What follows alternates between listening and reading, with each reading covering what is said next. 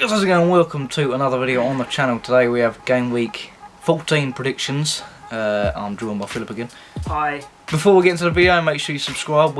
This week we have more predictions coming out. Whether Philip joins me or not, I don't know yet. But yeah, we'll have Game Week 15 predictions coming out on Sunday. Do you know? I don't know why I'm saying this now that we're recording, but I think two of my fish are gonna have babies. So the first game is at 12:30 and it's Newcastle versus Man City. Newcastle, yesterday I was recording this, they lost 2-0 to Aston Villa. Man City played Chelsea yesterday and they won 2-1. Could have been 3-1, but Sterling's arse cheek was offside. So it was 2-1. It was a pretty interesting game actually. There was a bit open in defence, but this is Newcastle. Newcastle don't do fuck all. Countless times I've said that, and they've gone on to win their games, but if they beat Man City, then something is seriously wrong with Man City this season. So yeah, I'm going with a 2-0 Man City win, nice and comfortable. There's no Aguero, and Aguero loves playing against Man City, so 2-0. Aguero loves playing against Manchester City. That was a mistake. I've gone with 3-0 Manchester City, same reasons. Manchester City probably going to dominate this game and be too much for Newcastle. Although Newcastle have been above expectations this season, and yeah, I mean, I don't know whether they're going to stay up still. I think they probably will now. Yeah. Only because there's three worse teams down there. So next is Burnley versus Crystal Palace. So Burnley at home, they like a clean sheet. They're tough at Turf Moor. Crystal Palace, they're tough anyway. Tough at Turf Moor. Tough at Turf Moor. Crystal Palace last week, they gave Liverpool a game and a half. Should have been 2-2 really. They should have been leading at half time. He missed the City, yeah. Burnley at home, I'm going to edge them. I'm going with a 2-0 Burnley win. Ashley Barnes, maybe even Chris Wood.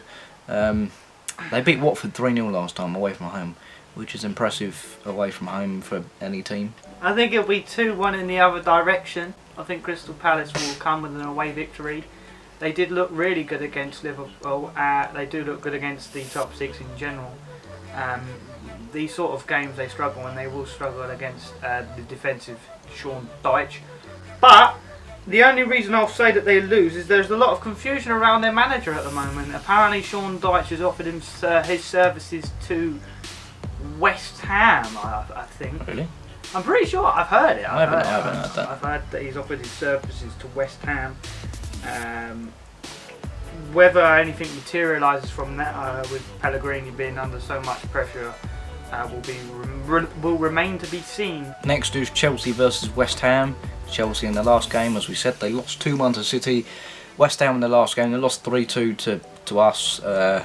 We sort of collapsed in the last 10 minutes, which allowed them their goals. But playing against Chelsea, they're going to want to bounce back from City. They're playing midweek against Valencia. I think they'll win that. Against West Ham, I'm going with who? Chelsea. They need to win against Valencia. Yeah, they need to win it. Against West Ham, I think they're going to win emphatically. I think they're going to win 4-0. More pressure on Pellegrini. He'll be gone. If they lose that game 4-0, he'll be gone. Yeah.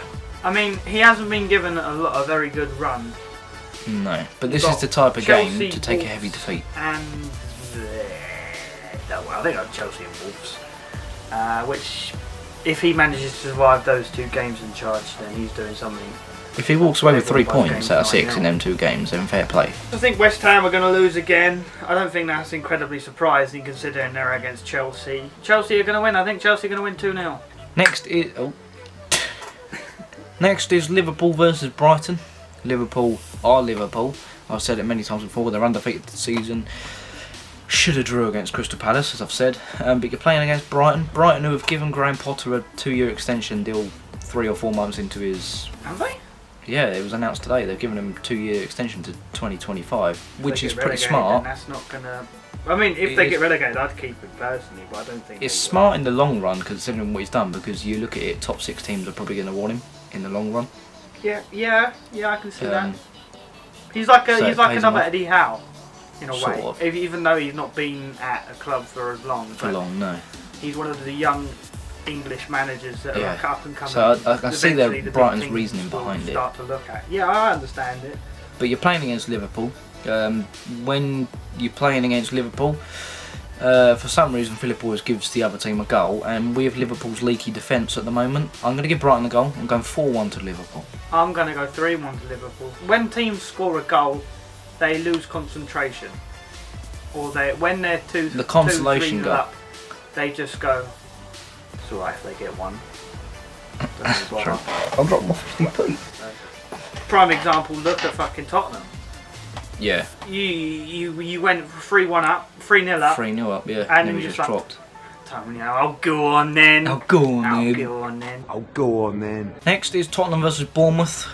Bournemouth, they're in uncertainty at the moment because Eddie Howe is being linked with the Everton job, even though although it has been confirmed that Marcus he will be in the charge. dugout for Leicester, which will probably be his last game. Considering the running they've got, but wouldn't you? I mean, I don't know. You could take some points off of Liverpool maybe in the derby game, but you're playing against Spurs, Bournemouth. We're talking about Bournemouth, not Everton. Although what happened last year at Bournemouth. I'm not saying that that's going to happen again. That was at Bournemouth. This is at our ground. We're in a new helm. We've got Mourinho at the wheel. Tell me how good does it feel? Fuck off. Shut up, you cunt! Oh, shut up, you cunt! I'm pretty confident going to this game. We play Olympiacos tonight. Normally when we play Bournemouth at home, we tend to battle them. I think back to White Lane 4-0, 5-1, and we've played them at Wembley and won 4-0, I'm pretty sure. This game I'm going to go 3-0, a solid win and a clean sheet. I'm going 2-1 Tottenham. I do think that they will go 2-0 up, and the same thing that happened against West Ham will happen again. They'll just lose concentration, a couple of seconds, and Bournemouth will get one. I'm not saying that it's going to be a close game by any means. I don't think it will. Bournemouth ain't playing the best either. Not really, and obviously with the situation around Eddie Howe, it's not going to make things any better. No mate, but Dan Gosling looks set to start his first game of the season. Poor fucking blimey. Next is Southampton versus Watford, the battle of the shits, and it's on telly for some reason. I couldn't give a toss about this game, so 2-0 Southampton. Actually, talking about Southampton, they drew 2-2 to Arsenal, so we have a talking point, and they should have won the game. 96th minute, Lacazette got a winner, which was good for my fantasy team because I'm a tactical genius. I'm sorry, right? But aren't I just fucking Jesus? I said it was going to be a draw. Yeah, you did actually. You did say it'd be 2-2. But the main talking point is I'm a tactical genius, and I put not that Lacazette. I got any stick for it, but not like I went. Let's just hold on. Nothing like that. Jesus is in the building. You should be on your knees paying homage. But yeah, I think Southampton will win this game 2-1. Let's go on. So next, I think this is on Super Sunday, or I might just be playing on Sunday, is Norwich. When you go and get that fucking shit. The battle of the shits. Norwich against Big Six teams in their home stadium. I forgot what it was called. Carrow Road. They beat Man City 3-2. Everyone's going to link back to that. But they're playing Arsenal. Not in the best of form. For Arsenal, if they're going to get back on track, this is the game to do it. They beat Everton 2-0 last time, Norwich. But playing against Arsenal, think they're going to bounce back. Narrowly, in a boring game, I'm going with a 1-0 Arsenal win. I'm going with a really boring game. I think the system that Arsenal played against Southampton, where they practically they had 5 at the back, and then they took Chambers off, who was their best centre half. And it was only in the dire depths when they were 2-1 down that they actually decided to do something about it, and there was no service going into Lacazette or Aubameyang. But yeah, I think it's going to be 0-0. I don't know whether Norwich fans would take that. I think they would. Drawing against Arsenal. I mean, they're there for the taking, Norwich fans, or Norwich. I don't know what their manager's name is. Arsenal. Daniel Farke. And Daniel Farke will know that. So they might go all guns blazing. Haha, all guns blazing.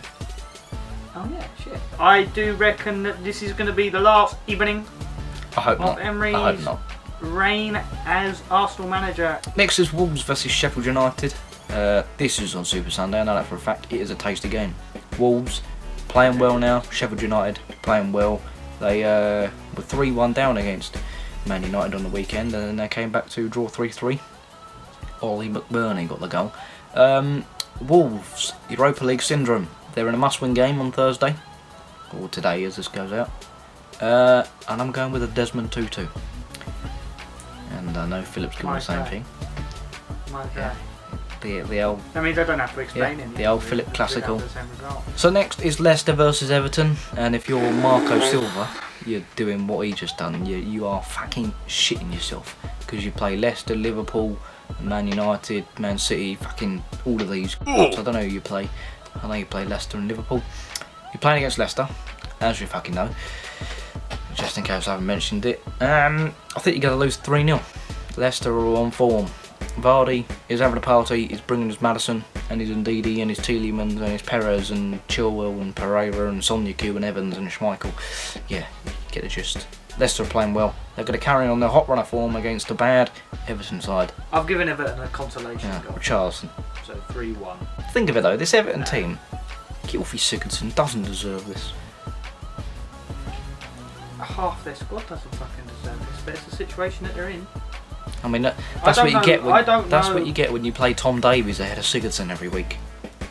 They've had what, 3 managers? They've had I've had 3 managers, but they've had 3 big managers. Marco Silva, who everyone thought that they were going to crack the top 6 with. Well, Ronald I remember Koeman, me and you saying at the start of the season, with this team they could crack the top 6. Ronald Koeman, or whatever the fuck his name is, rightly regarded as one of the best managers at the time. But now they're set just above the relegation zone. Having lost 2-0 to Norwich. Completely shattered and low on confidence squad. And the replacement lined up apparently is either Sean Dyche, David Moyes or Eddie Howe. David Moyes or Eddie Howe. Going forward, Eddie Howe. You want to stay in the same place? Sean Dyche. David Moyes? I completely. Championship. No. Honest to God, right? I think their best option there is David Moyes. He knows the club. He knows the situation that they're in. Look what he done with West Ham. He made them stay up. I forgot he was West Ham manager. He made them stay up. He may not play the best football, but given what happened at West Ham, the situation that they were in, which is fairly similar, and he's going into a club that he knows and he's been at for so long and got them Europa League football. He got them. I think it's their best. Did he get them Champions League football? Or he nearly did? I don't think so. He nearly got it. I think they might have been in the Champions League one season. I'm not sure. Maybe. I don't know.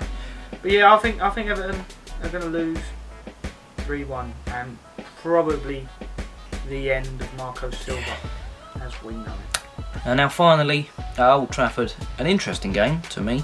Manchester United versus Aston Villa. I know this isn't on telly because I'm a smart bastard. Now Man United, they're up and down. They have a couple of winning games, everyone thinks they're back. Then they go and lose a couple of games, everyone thinks they're not. They win, they lose, they win, they lose. A couple of draws thrown in. Then my reasoning behind my result is they're in bad form and they're going to fucking Uzbekistan or wherever it is to play Astana away. You're probably going to play kids, but still. Tell me you know a player in the fucking Astana squad. It's going to Tiger team, mate. You're going to take a couple of first team players. But Aston Villa are playing well. I think they'll be high on confidence. You got the players to cause problems against Man United. Going with a 1-1 draw. Surprising.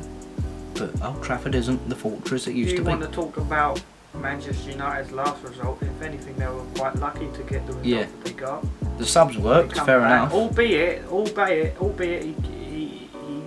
changed things up, and Ollie changed things up, and they got 2 goals, and then they looked like they were going to win the game. But they didn't. They collapsed. But they didn't, and they didn't, on the face of it, deserve to win the game. It was a great game for the neutral. Yeah. And was it McBurn's goal that was really good? Yeah, the volley. Or was it the volley? Yeah, the volley.